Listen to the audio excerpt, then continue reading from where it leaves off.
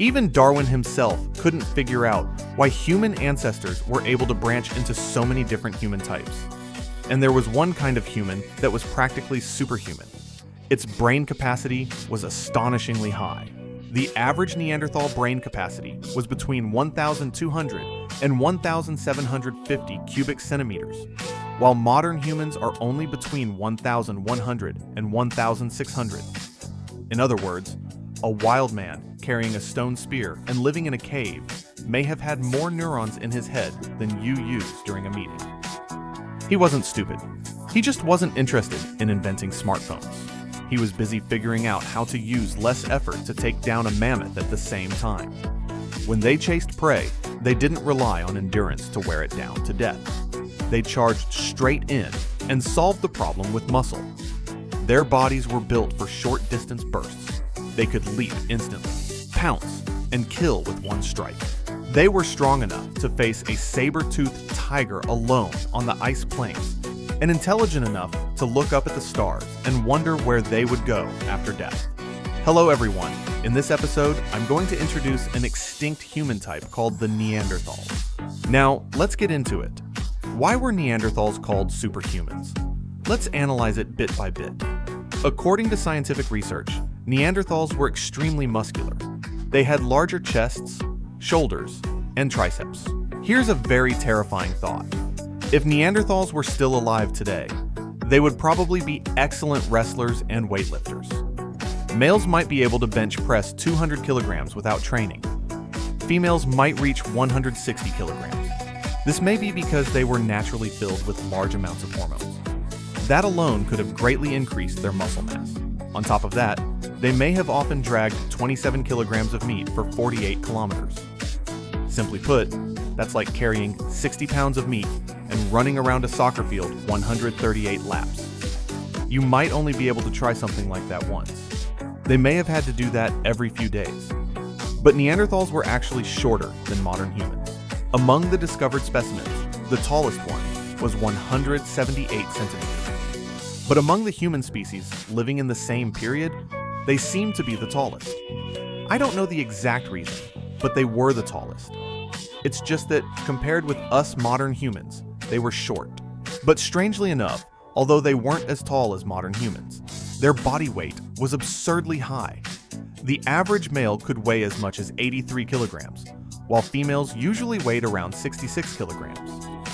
Whether male or female, they both weighed about 20% more than modern humans.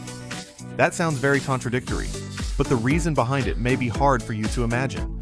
Neanderthals had extremely thick, sturdy skeletons. Their bones were more compact than ours. Almost every bone was thicker, heavier, and denser, possibly even twice as dense as ours. Their shoulders, femurs, chests, deltoids, arms, and kneecaps were especially large and robust. These are all signs that they were extremely strong and muscular when alive. Scientists generally believe they were far stronger than we are. This may have been an adaptation to their close-range hunting tactics. That included using giant spears to kill medium and large prey, such as various rhinoceroses, horses, elephants, and of course, woolly mammoths. A woolly mammoth was about the size of an African forest elephant and had thick fur, which made killing it even harder. So they themselves had to evolve into something incredibly tough. And they had arms like Popeye that allowed them to swing weapons with tremendous force, namely the huge spears they made themselves. They needed to swing them many times every day and even fight with them. This short, stocky body not only gave them enormous strength, but also incredible endurance. If they didn't have that kind of endurance, what would happen to them? I believe that in such a harsh environment, in regions filled with wild beasts, they simply would not have been able to continue their lineage. They would have disappeared very quickly. Scientists found that even when their skeletons suffered severe injuries, they healed very quickly. Among all specimens, 79% to 94% of the skeletons showed signs of healing from serious trauma.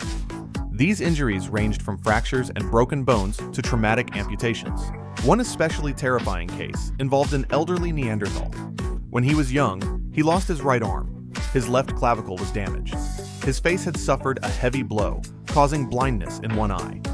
His ear was so badly injured that the ear canal itself became sealed shut by new bone growth caused by repeated injuries, leaving him deaf in both ears.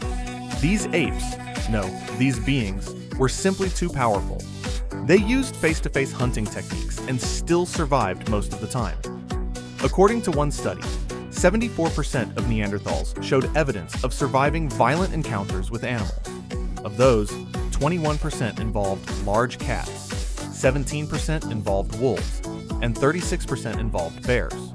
Scientists do not believe these animal attacks were attempts at predation. There is no doubt about that. And their noses were astonishingly large too, because they needed to inhale more air. That helped them exchange air faster, 100% faster than any person today, whether male or female. The need for speed in breathing, along with their absurd lung capacity, is believed to have been an adaptation to support their heavier body and help them survive in colder climates.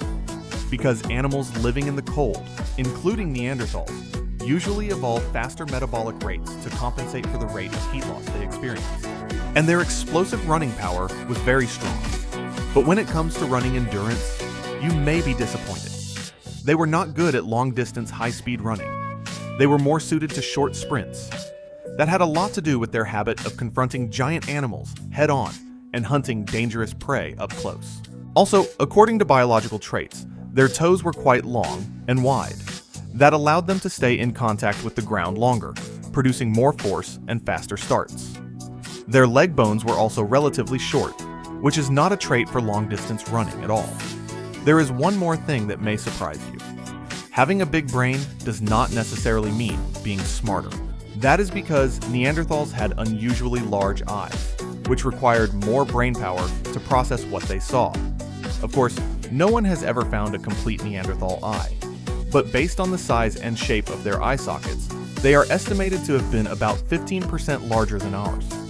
That would have helped them see better and more clearly than we do. At the same time, it may also have given them better night vision, because not only might they have fought giant beasts during the day, but at night they also probably had a high chance of fighting animals, such as bears or saber-toothed tigers, so they needed extremely good eyesight. As for the extinction of the Neanderthals, there were countless reasons.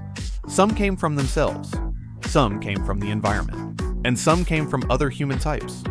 Overall, you could say this: natural disasters crushed their bodies, poison and decay eroded their minds, climate destroyed their homeland, and Homo sapiens came surging in like a tide, swallowing up their final shadow.